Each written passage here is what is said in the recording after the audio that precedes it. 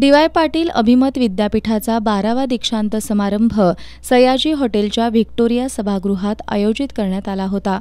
यावेळी KLE. Academy of higher education and research अभिमत विद्यापीठ कुलगुरू डॉक्टर नितीन गंगाने, माजी राज्यपाल पद्मश्री डॉक्टर डी.वाय. पाटील, कुलपती डॉक्टर संजय डी. पाटील, विश्वस्त आमदार ऋतुराज पाटील, पृथ्वीराज पाटील आदी उपस्थित होते। यावेळी मान्यवरांच्या हस्ते डॉक्टर शेखर भोजराज यांना डॉक्टर ऑफ सायन्स आणि आर.ए. पाटणकर यांना डॉक्टर ऑफ लेटर्स या पदवीनं सन्मानित करण्यात आलं।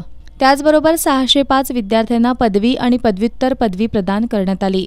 तेजल रमेश राव, पूजा बरागडे, आकांक्षा गायकवाड, स्टेफी भालेराव, फाल्गुनी सिंग राठोड, इंदुजा बी.व्ही., तनुका विवेक, आदिती पांडे, मोहित प्रसाद, मेहर किडवाई यांचा सुवर्णपदकानं गौरव करण्यात आला।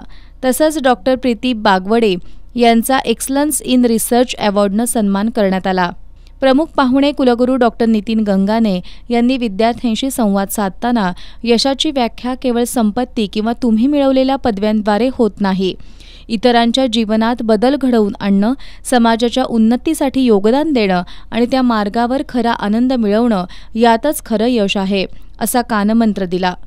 भविष्यात अनेक अपयश येतील, संकटांच्या क्षणी तुम्ही तुमची लवचिकता आणि सामर्थ्य दाखवून यशाची पायरी चढू शकता। विविध व्यवसायांचे पदवीधर म्हणून आपल्या देशवासियांना दर्जेदार सेवा देण्यासाठी आपल्या शिक्षणाचा उपयोग करणं ही आपली सामूहिक जबाबदारी असल्याचं त्यांनी सांगितलं। कुलपती डॉक्टर संजय डी. पाटील यांनी सर्व पदवीधर विद्यार्थ्यांना शुभेच्छा दिल्या।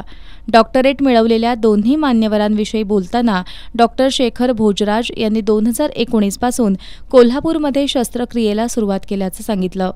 आत्तापर्यंत गोरगरीब 72 रुग्णांवर डी.वाय. पाटील हॉस्पिटलमध्ये मोफत शस्त्रक्रिया करण्यात आली।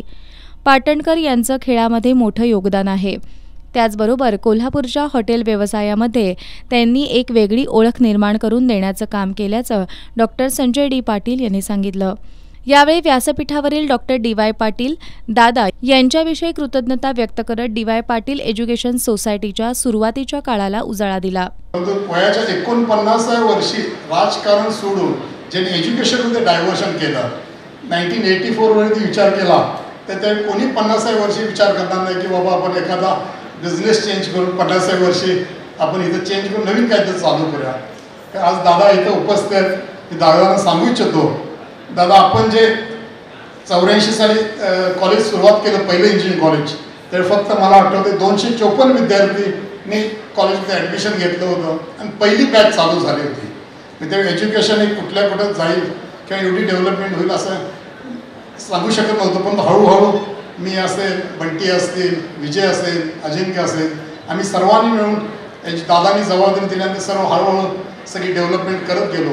या गेल्या 38 वर्षाच्या कालावधीमध्ये दादांनी सांगू इच्छितो की कॉलेज जवळजवळ 172 कॉलेजेस आपण महाराष्ट्रामध्ये सुरुवात करू शकलेलो आहे। जवळजवळ आज शिक्षण घेतात तुमच्या आशीर्वादानं आज 1,26,00,000 विद्यार्थी आज डी.वाय. पाटील ग्रुपमध्ये शिक्षण घेत आहेत। तर 22,000 पेक्षाही जास्त आता teaching and non teaching staff आज डी.वाय. पाटील ग्रुपमध्ये काम करतोय। सर्वात महत्त्वाचं म्हणजे आज दादांची इच्छा होती युनिव्हर्सिटीज शोध निघाल्या पाहिजेत।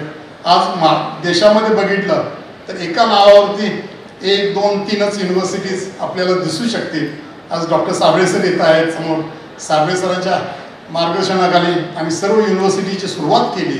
हे पहिली युनिव्हर्सिटी असेल मुंबईची, दुसरी डीप युनिव्हर्सिटी असेल, नंतर डी.वाय. पाटील पुण्याची युनिव्हर्सिटी असेल किंवा मी तिसरी university DY. Patil deep university कोल्हापूरची असेल, ही तिसरी युनिव्हर्सिटी चालू केली।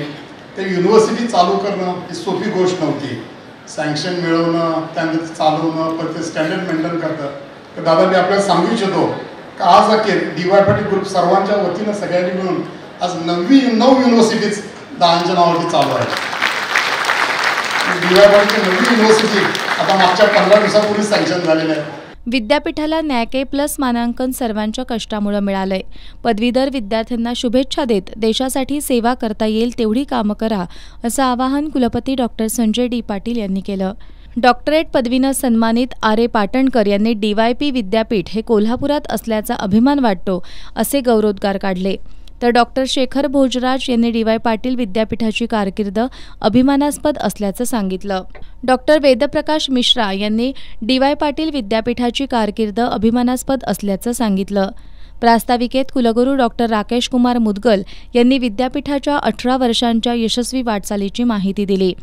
यावेळी सौभाग्यवती पूजा ऋतुराज पाटील, सौभाग्यवती Vrushali Prithviraj Patil, Ajitrao Patil Benadikar, Meghraj Kakade, research director doctor CD. Lokhande, medical कॉलेजचे प्रभारी अधिष्ठाता डॉक्टर राजेश ख्यालाप्पा, प्राचार्य डॉक्टर उमा राणी जे, प्राचार्य चंद्रप्रभू जंगमे, प्राचार्य डॉक्टर आर.एस. पाटील, प्राचार्य अमृत कुंवर रायजादे, प्राचार्य रुधीर बारदेसकर, संचालक डॉक्टर अजित पाटील, डी.वाय. पाटील कृषी आणि तंत्र विद्यापीठाचे कुलगुरू डॉक्टर के. प्रथापन, कार्यकारी संचालक doctor Anil Kumar Gupta, doctor P B. Sable, doctor Manikrao Salunkhe, doctor Shirish Patil, CHRO Shrilekha Satam, Sanjay Jadhav, Suresh Khopade, Krishnat Nirmal, Ajit Patil, Bhojraj आणि पाटणकर कुटुंबीय यांच्यासह डी.वाय. पाटील ग्रुपच्या विविध संस्थांमधील प्राचार्य, प्राध्यापक, पदवीप्राप्त विद्यार्थी आणि पालक मोठ्या संख्येनं उपस्थित होते.